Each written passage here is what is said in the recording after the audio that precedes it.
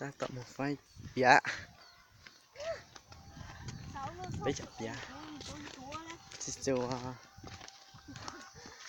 để gãy mình nha. Đây các bạn đoán xem là ai nhá, vợ mình nha.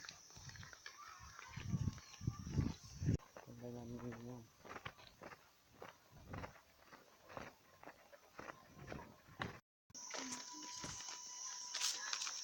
Đây ai phải rồi.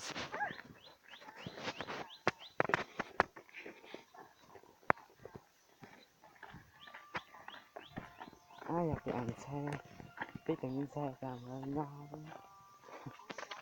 quay tích ấy xí mà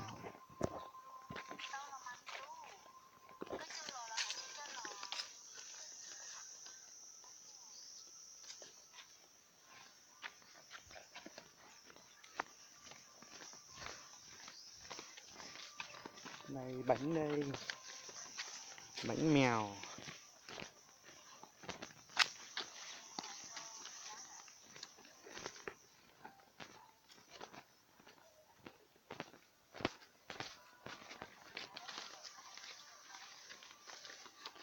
Đi xuống một ít đi chén này xuống một ít rau nó thế nữa,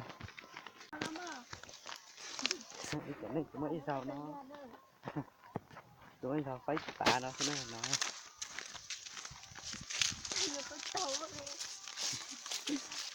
nó chơi hết rồi nè.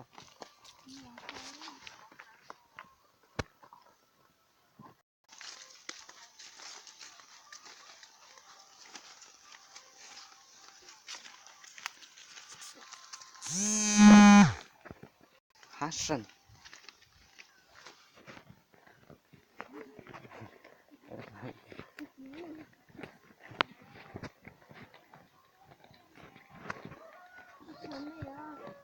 nó tính làm sao đây nhá, đây nhá,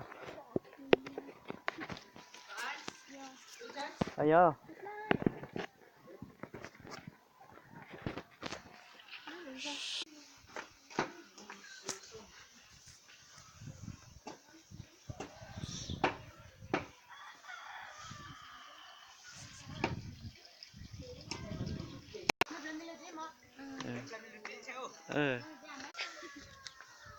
Chà. Kỷ niệm cả đời mà.